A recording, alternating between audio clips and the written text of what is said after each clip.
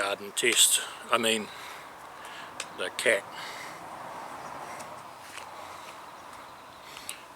So I don't know what I'm going to talk about really.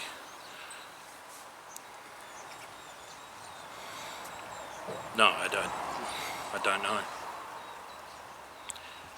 I want to make videos. I want to make lots of videos, right? I want to make videos and put them up on YouTube, and they'll be videos that people enjoy, I hope.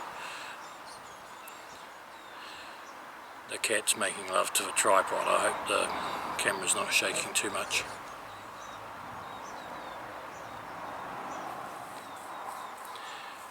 It's sort of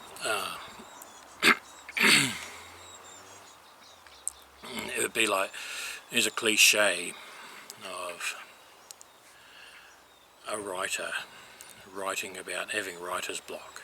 I mean, it's a cliche because it's a common thing. It's something that writers do when they are having that problem. And so this is the same thing, except it's a video instead of writing. It's the same idea. You don't know what to make a video about, so you make a video about not knowing what to make a video about, because that way at least you're making a video.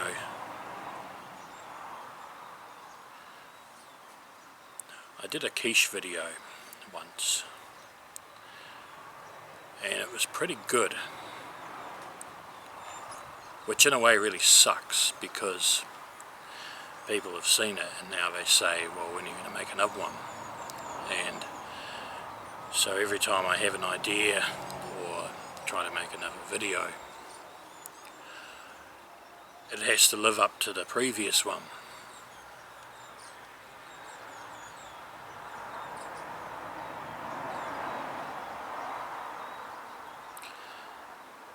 Yeah.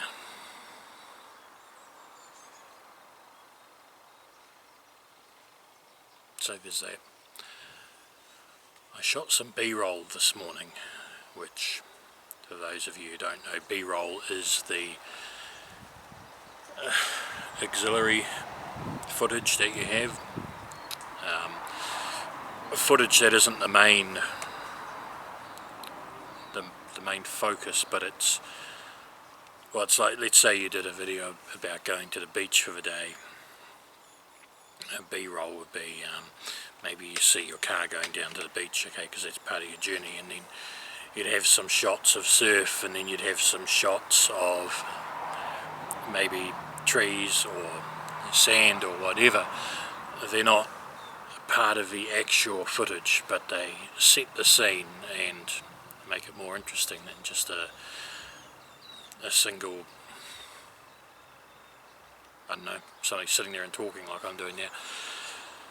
The B-roll that I shot was pretty bad in that I think I had all the right ideas, but the camera work was very shaky because I was hand-holding the camera and filming it as I walked along, and I did try to make it as smooth as possible. But when I watched all 6 minutes or so of it on the TV once I got home, it didn't look too bad, but it was bad enough to make me feel, that sort of motion sickness feeling you get when watching a jerky camera motion. So it's not as easy as I thought it would be, that's for certain. There's something you can get called a gimbal, and so I might try using a gimbal for some of that stuff to try and get some smoother motion, because then I can have some good quality, because I do want good quality video. I don't actually know how much a gimbal costs yet. I think they might be around 800, but you can probably get cheaper ones and more expensive ones, like everything. I haven't done enough research yet, or even I just asked somebody something about a gimbal and they said $800. It could be way off, I don't know. And that would be retail, not in a local store, not buying it online. And so the whole point of it is to get smoother video. But also, I don't like the idea, like when you start a new hobby, a lot of people don't think about Like, see, in my case, I bought a camera, video camera, obviously, and I already had a couple of tripods and stuff from my photography work, so I didn't need to invest in that. But whenever somebody invests in a new hobby, what they don't think about is not the upfront cost of, say in this case, buying a camera, but all the accessories that you add on, or you have to add on. And of course, you know, more accessories means more positions, more stuff to take care of. So it's not just a financial cost, it's the cost of having a whole lot more stuff too. And people that are into minimalism, which I am to some degree, but I think a lot of them take it too far, but you know, people that are into minimalism, that's something that you would need to take into account if you're going to start doing something new. I guess I could, to almost contradict myself, I could say that this isn't completely new. Videoing is new, but doing artwork is not new, and as I said, I've been into photography for quite some time, even though I've been dormant in the last few years. But the point is, I don't want to go rushing out and buy a whole lot of new stuff in order to make videos. Like, for example, I've had a look at a GoPro and had a look at what they can do and what their main purpose is, and it would be absolutely ridiculous for me to get a GoPro for doing things like this video that you're watching now. There would just be no benefit to it whatsoever. In fact, there'd be a lot of drawbacks too for the type of thing that I'm doing. If I was going to ride around on my skateboard, which I still have by the way, it would be a dumb idea, but if I was going to like ride around on my skateboard video or something, then a GoPro would be, that would be useful. So I'm kind of rambling a bit. So a gimbal, but I think a gimbal is something that I can make use of. But rather than say, alright, I need it, I'm going to go buy it, what I'll do is I'll set myself a challenge. Say, let's say I have to complete and upload 25 YouTube videos before I buy a gimbal. Yeah, it sucks, I want one now. Just so I can shoot B-roll mainly. But see, that's not core content, is it? It's just something to make your videos look better. So there's all these things you've got to think about. Now, 25 videos doesn't sound like much, but if you're doing it in your spare time, which I am, and you can only do one video, say every couple of weeks or so,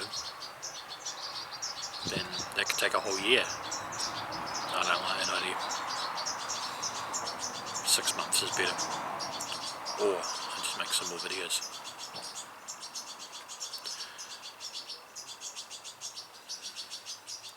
You can't see my cat.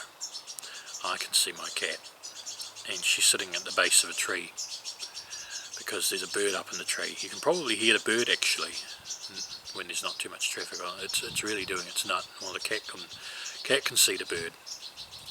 She can hear the bird obviously too. I can't see the bird, but I can hear where it is. My cat has a collar, Savat, with a bell on it. Two reasons. One, I wanted her to have a collar on right from the start, so people could see that she's a house cat, belongs to somebody, not just a stray or abandoned. Because you can't see if they've got a microchip. So I got full of collar, and the collar just came with a bell anyway. So I said, all right, well, okay, we can live with that. Just means she won't catch so many birds. When the collar finally broke after a year, we got her another collar which already had a bell on it, so we took the bell off the first collar, so now she's got two dinglings on her second collar, the original bell and the bell that's on the new collar, because she's a two-bell cat.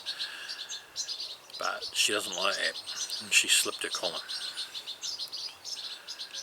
So now she's a silent assassin, as cats are wont to be. Started to bring home birds. The other day she brought home 3 fledglings. Obviously all out of the same nest. They're tiny little things, no feathers or whatever. Now the cat can't climb trees. Oh, what am I saying? Of course the cat can climb fucking trees. the point is, she brought home the nest, not just the birds, the whole nest, and deposited that at my back door. So when I came home I found 1, 2, 3 dead birds, la la la, and the whole nest as well. Well, if you live where I live, it's been pretty windy lately, and there's been a lot of nests on the ground, blowing out by the wind, which is why I was saying, she probably didn't go up the nest and get the tree herself. Of course she can climb trees. She's a cat. She fell out of a tree once, actually. It was quite funny. Anyway,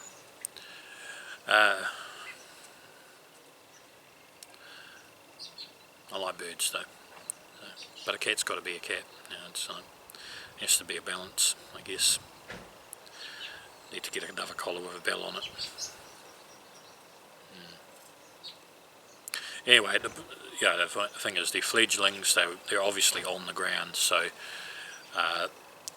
when that happens, they die anyway, regardless of whether the cat gets them. So it's not an ecological disaster if she gets a few sparrows, starlings, or whatever.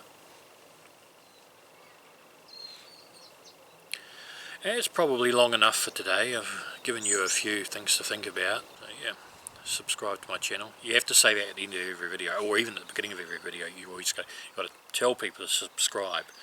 And if they hear that enough, they might press the subscribe button.